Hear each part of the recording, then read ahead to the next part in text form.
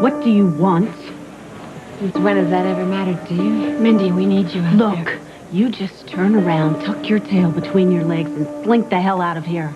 Tonight is for our family and our friends, and you don't belong. All right, that's fine. Then I will just tell Nick that you said we should go Nick home. didn't bring you, Eve. Mindy, Gilly Grant is outside. She's accusing your grandfather of something criminal. What? Go. Mr. Lawrence, why, he seems like such a lovely man, and he's so shy and sincere. I think you're laboring under misapprehension. I think you feel that Mindy has no friend in this town, no confidant. No one who would take her word over that of a respected physician like yourself. Well, you're wrong. From now on, just remember this. It's not your word against hers. It's your word against mine.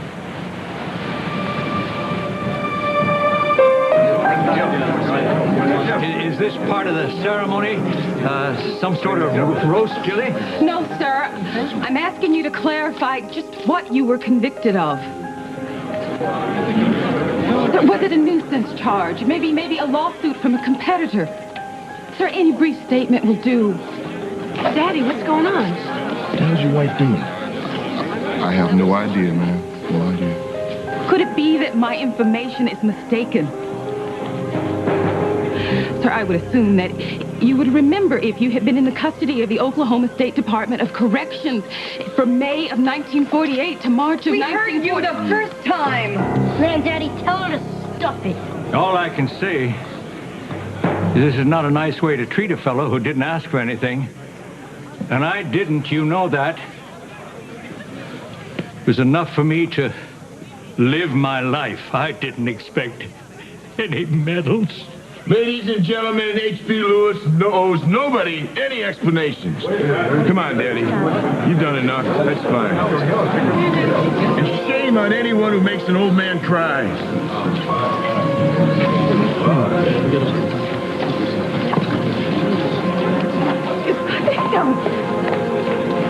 David, this just doesn't make any sense. Yeah, all right, look, will you excuse me for a minute? Yeah.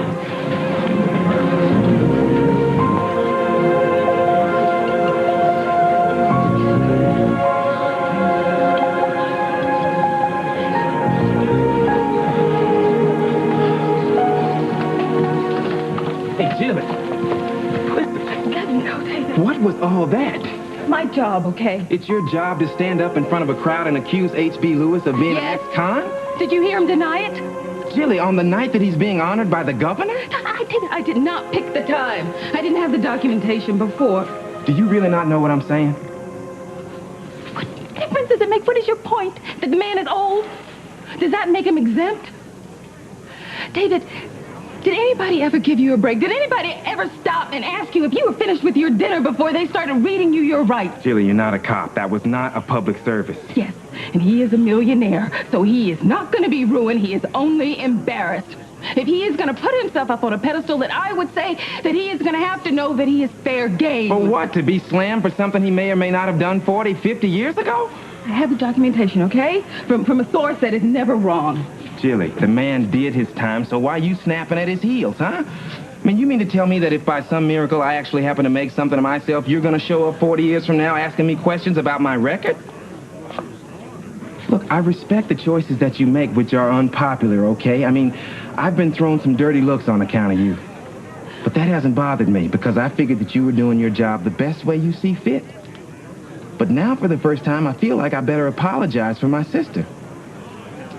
David, don't you understand? Roger knows. What? Everything. He knows about the shooting. He knows about Davenport. So he told you to mess up H.B. Lewis a little. He would tell Hamp. He would tell everybody. I didn't have a choice. Did you see Hamp out there, Gilly? You may not need Roger Thorpe to lose him for you.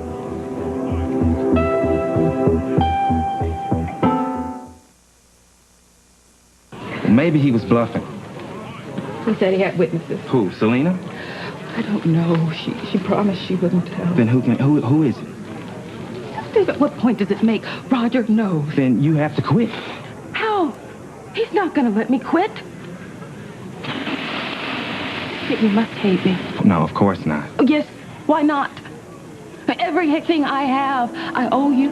That's not true, Gilly. Yes, it is. And everything I am, I borrowed from you. This pillar of goodness and decency that I passed myself off as for so long. See, that wasn't me. That was you.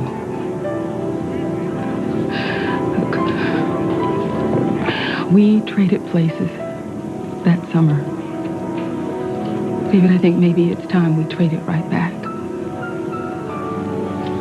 Now, you wouldn't like the diner. And I wouldn't like sleeping with Hamp.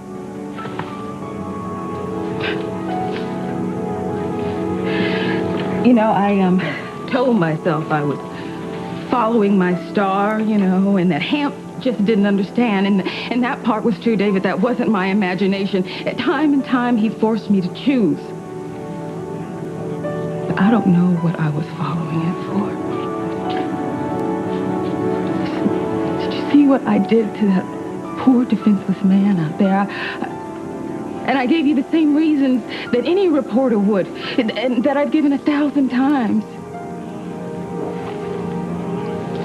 The victim wasn't anybody I knew, so I didn't care. He was somebody else's father, like Henry Chamberlain, or somebody else's mother, or sister, or brother. So I didn't care. Is that my career? Is that what I've worked so hard for? The sad truth is, David, I think that most of what I do so well would be better off done worse or done without. The only thing I know how to do that's indispensable is love and Hamp. And you got one hell of a way of showing that. Hamp, I know you're angry. Good. Because you just can't be as out of touch with reality as you seem to be. Please, don't tell me that what you did out there was your job, Gilly. I guess there's nothing I can't say. Gilly, why did you do it? Do you know? You really have to think about it that hard? That damn Roger Thorpe. Bingo.